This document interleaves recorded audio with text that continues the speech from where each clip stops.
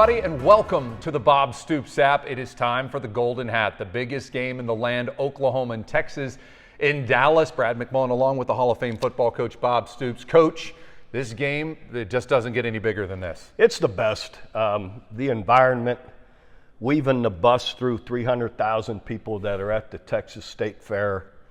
You know, two teams, their locker rooms are literally 20 yards apart on each side of a tunnel that you walk down.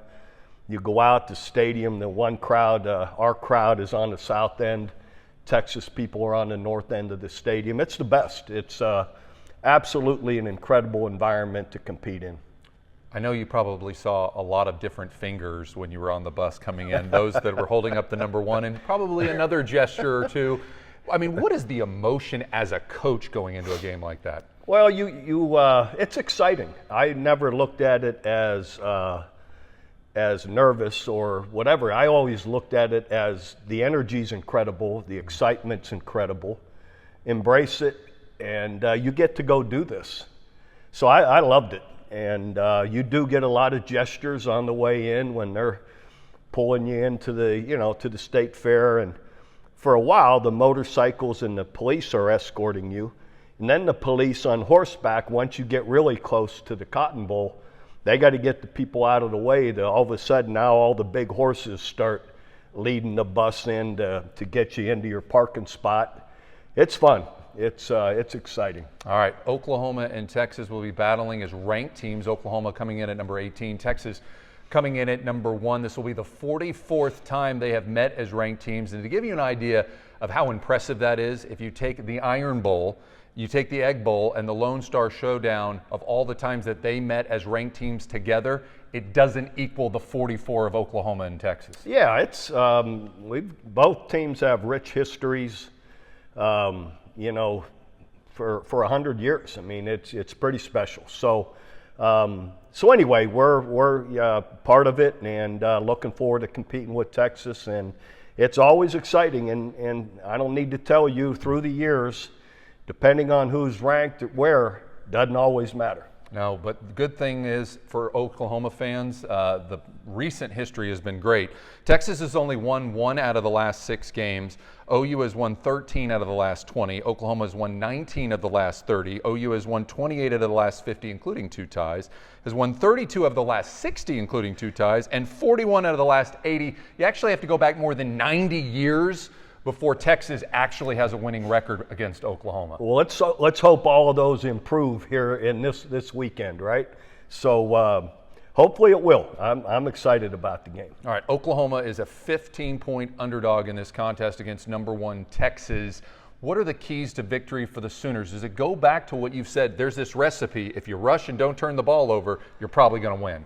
It's the truth. That happened for all my 18 years. Whoever won the turnover margin won the game, and whoever rushed the ball better won the game. Now, I'm hoping our defense against the run will be great, as it has been all year.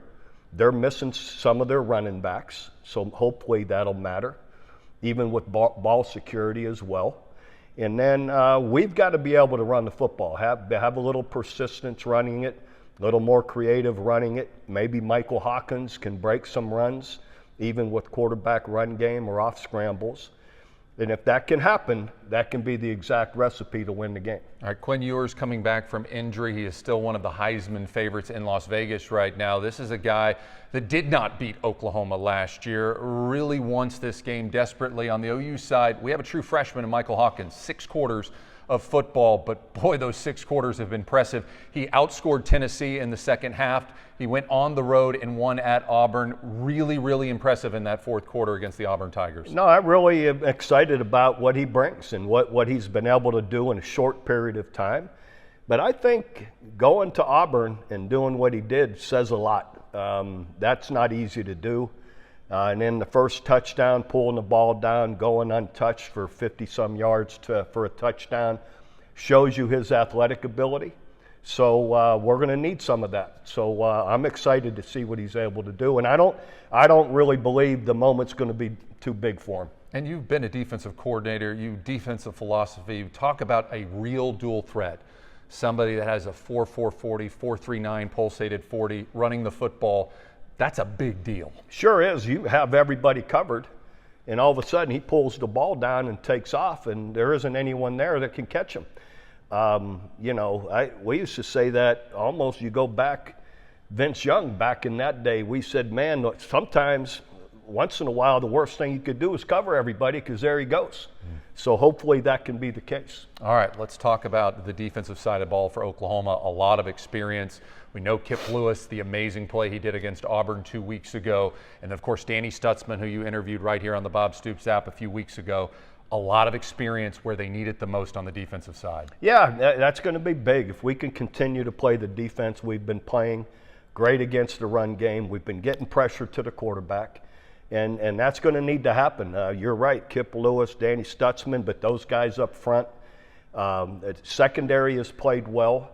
Cover people, get to the quarterback. And if we can get to the quarterback and be great against the run game, that'll be the recipe on defense to have a chance to win. Create some turnovers. All right, Oklahoma on the offensive side of the ball, a lot of injuries at the wide receiver position. We found out Burks again will not be playing.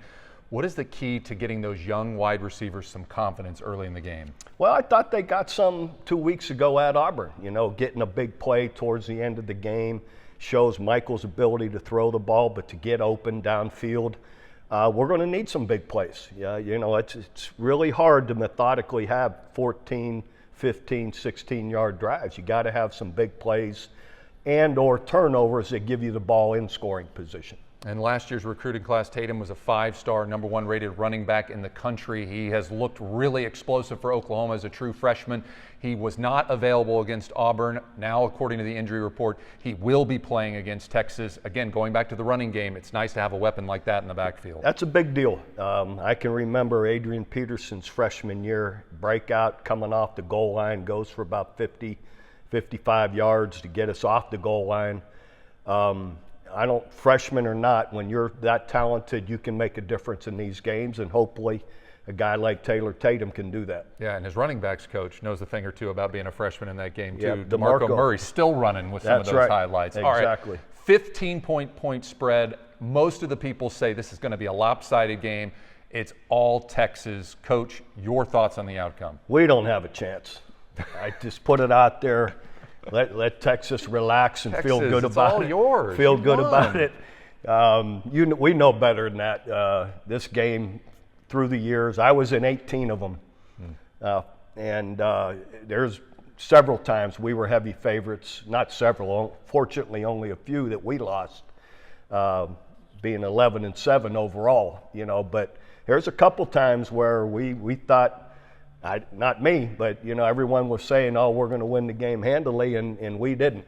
Yeah. So it doesn't take much to be on the wrong end of it. Yeah, Charlie Strong talked about that. In a game like this, with all the emotions, Charlie Strong, they were already firing him, getting rid of his entire coaching staff, and he beat a top 5 Oklahoma team that a lot of people expected was going to crush Texas in that contest. Yeah, it was a similar type of feeling. Yep. So it can happen. Turnover or two, you team gets a little too comfortable with what everybody's telling them, and boom, it doesn't take much. It's like razor thin, that margin, winning and losing or being on that edge to win a game. All right, here's some optimism for you Sooners. I think your defense is better than Texas. I think the experience of winning the last game, you're in their head. I think special teams is special for Oklahoma. Your punter will help control the field position. And if the OU offensive line, which will have all 5 starters back for the first time since last spring, can actually gel in the dynamic playmaking ability of Michael Hawkins, Oklahoma can pull the upset. Absolutely. I like your thinking. You just laid it out. There you go. And hopefully that's the way it goes. And I'm counting on it that way. I've got confidence going down there. I know Coach Venables will, and that staff and players will go down that tunnel ready to win. Yeah, I think there's going to be a lot of excitement in the Cotton Bowl. If you've never been to the game, it is a must-do. It's a bucket list. I remember when Keith Jackson was retiring from broadcasting for ABC, he said he wanted to do the Rose Bowl, he wanted to do Ohio State, Michigan, and he wanted to do the OU, Texas. And again, it's going to be a fun game to watch on TV. I love the Sooners in this game. I love the Sooners close. I think it's going to be a defensive struggle. But I'm bleeding crimson and cream. I was on with Teddy Lehman on KREF the other day, and he talked about a low-scoring game. I said, Teddy, I remember a 7-3 game with about 2 minutes to go in the game, where Teddy Lehman scores a touchdown to make it a 14-3 game. So who knows? Hopefully it can happen that way. Yeah, we need another Superman to take flight. Just talk to Danny Stutzman for us there, Mr. Williams. All right, moving on to some of the other big games. You've got a 2-3 matchup, Ohio State, Oregon. Ohio State favored by 3 points in this contest. Yeah, what a game. There's so many pivotal games this week. OU, Texas, now Ohio State, Oregon.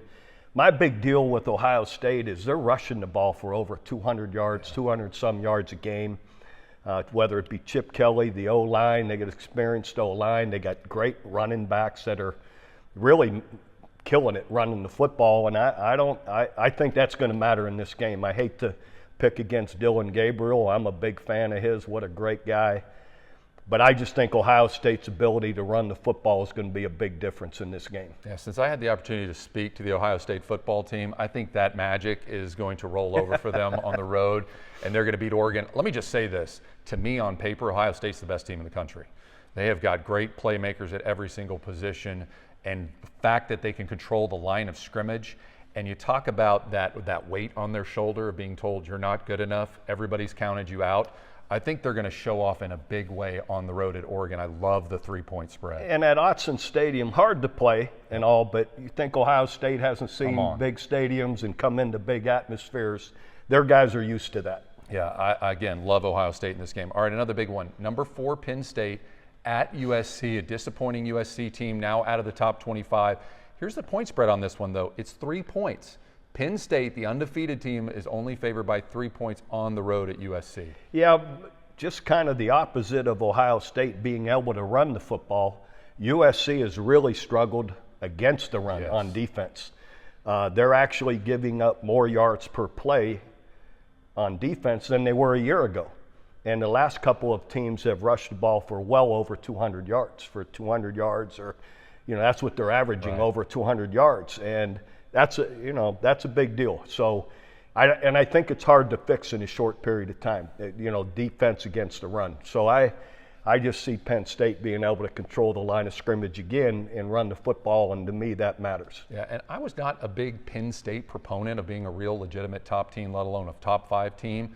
But when they played West Virginia and the way that they absolutely manhandled them on the road, when there was a lot of optimism in Morgantown at the start of the season, it showed me that Penn State is ready for this challenge. And I love them on the road at USC. And not to pick on USC, it is not as daunting of a task to play in that stadium because of how massive it is. Exactly. And I don't know, losing at Minnesota, that matters. Yes. Iowa had just beaten Minnesota maybe a game before, maybe. Yes. So point being that's something there, and I think that affects you mentally too. Just losing that game, takes a little bit of your steam away. So, and Penn State, with all the steam they've got going, being undefeated, I just think they'll be able to control the line of scrimmage. All right, another game that a lot of people are excited about. We're talking about the Ole Miss Rebels at LSU. Both teams 4-1, both teams preseason in the top 10. A lot of expectations on both sides. It's really, in a way, it could be an elimination game for the college football playoff for one of those teams. Ole Miss looked awesome last week, but LSU has 2. The point spread on this game is Ole Miss favored on the road by 3.5 points. Yeah, being that it's at LSU, that's a hard place to play. I've done it, lived it. It is a difficult place to play. They're playing better, and they have something to prove. Ole Miss, showed some weaknesses with Kentucky, the way they played them defensively and held their offense down. So I'm going to go with the home team, LSU, to win this game and upset. Yeah, I think this game's going down to the final position. Whoever has the ball last is going to win, but if you're like that, you should go with the home team. I'm choosing LSU again in a close one. All right, Kansas State, number 18 at Colorado. Colorado 4-1. A lot of hype, of course, for Deion Sanders, his son playing so well, and boy, Hunter. Goodness, Travis Hunter, one of the most electric players to watch. But they are a home underdog on this one by 3.5 points to Kansas State. Yeah, I agree. Colorado has been really impressive. The players you mentioned are really playing well. But Kansas State's one of those teams, they love these kind of challenges. They love these kind of environments. They've come in here and beat us a couple of times. So meaning, they'll be ready for this challenge. And I just feel their attitude, the way they've played, the way they're playing here lately, that I'd take Kansas State in this environment. Yeah, if you're a gambler, I would run away from this game. I have absolutely no idea what's going to happen. Kansas State played BYU. You're like, Kansas State's going to be great. And then BYU crushed them. Then Kansas State plays Oklahoma State. They look like a Final Four team. Right. Colorado, same thing. In 4 games, they look great. Against Nebraska, not so good. If you were a Colorado fan, you wanted to cover your kids' eyes. It wasn't great. I mean, this is a hard game to pick. I'd probably go with the home team because they're home, but then again, is Boulder a great place? I don't know about being, an intimidating factor. Yeah, place. Those are a lot of great points. But Kansas State players, they have that chip on their shoulder. They're not worried about where they're playing. Yeah. And I don't know. You got a great point about it. It's a little bit of a toss-up. Yeah, I'm going with this guy. If he thinks Kansas State's going to win, it's good enough for me. If you're on your way to Dallas, please have a safe trip. And for everyone that has been impacted by the hurricane, our thoughts and prayers are with you. And you can go to this website right now to make a donation, helpsalvationarmy.org. That's helpsalvationarmy.org. That money goes directly to those that have been impacted the most by both Helene and also Milton. For Coach Bob Stoops, I'm Brad McMullen saying there's only one Oklahoma beat Texas. Boomer.